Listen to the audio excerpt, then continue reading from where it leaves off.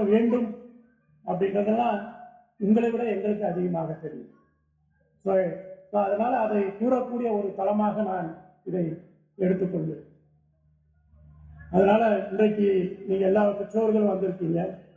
உங்களுடைய குழந்தைகள் மிகப்பெரிய ஒரு சாதனையாளர் இல்லை வெற்றியாளர் ஆகணும், டாக்டர் ஆகணும், இன்ஜினியர் ஆகணும், தொழிலதிபர் ஆகணும், இல்லை உயர் அதிகாரிகள் ஆகணும் அப்படின்ற ஒரு ஆசையோட அவர்களுடைய திறமைகளை நீங்கள் பார்ப்பதற்காக இங்கே பள்ளிக்கு வந்திருக்கிறீர்கள்.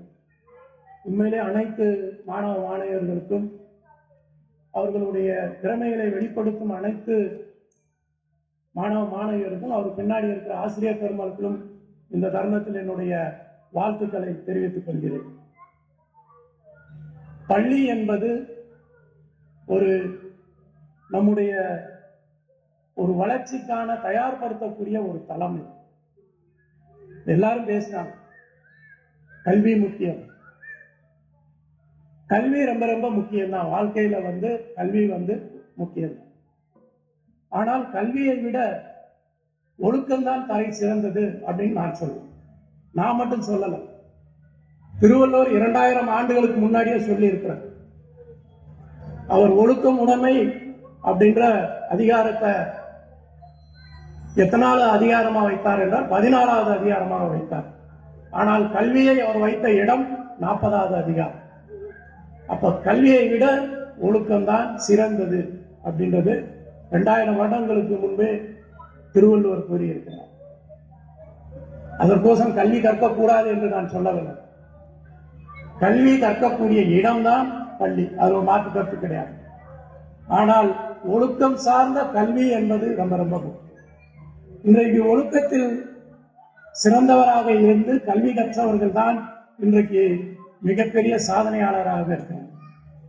கல்வி கற்று ஒழுக்கம் இல்லைன்னா பயனில்லை. அதனால உங்க குழந்தைகளை ஒழுக்கத்துடன் சார்ந்த கல்வி என்பது ரொம்ப ரொம்ப முக்கியம்.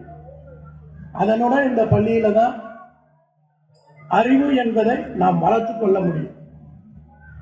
எல்லாம் அந்த சொல்றாங்க வாசிப்பு பழக்கம். இப்பதான் நமக்கு செல்போன் வந்துருச்சு.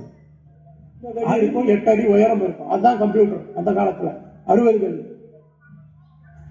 தென் 70, 80கள் பார்த்தீங்கன்னா அது சுருங்கி இன்றைக்கு நம் கையடக்கத்தில் இருக்கு ஒரு கம்ப்யூட்டர், அதான் செல்போன். எல்லாமே பார்த்துக்கலாம். இப்ப நீங்க சிகாகோ அட் திஸ் டைம் அப்படின்னு போட்டீங்கன்னா அமெரிக்காவில் என்ன நடக்குதுன்றது, யாரு எந்த தெருவில் நடந்து போயிட்டு இருக்காங்கிறது இங்க பார்த்துக்கணும்.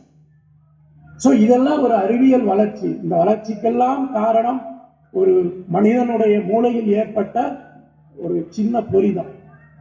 ஸோ அதெல்லாம் எப்ப வரும்னா அறிவை வளர்க்கக்கூடிய இந்த புத்தகங்கள் படித்துக் கொண்டே வரும் பொழுதுதான் நமக்கு இந்த மாதிரி வரும். அப்ப ஒரு மாணவன் சிறந்த வெற்றியாளர் சாதனையாளர் ஆகணும்னா ஒழுக்கத்துடன் வளர்ப்பது ரொம்ப ரொம்ப முக்கியம். அதற்கான பொறுப்பு யார்கிட்ட இருக்குன்னா ஆசிரியர் பெருமக்கள் மற்றும் பெற்றோர்களிடம் இருக்கு.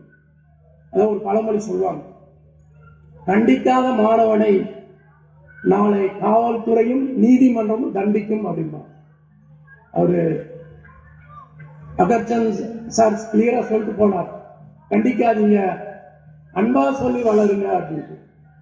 ஆனா அன்பா சொல்லி வளர்ப்பது என்பது அது ஒரு பக்கம் இருந்தாலும் அன்புடன் சேர்ந்த ஒரு கண்டிப்பு என்பது நமக்கு தேவை. இந்த காலகட்டத்தில் கண்டிப்பு என்பது அது ஆசிரியர்களாகவும் இருக்கலாம், பெற்றோர்களாகவும் இருக்கலாம்.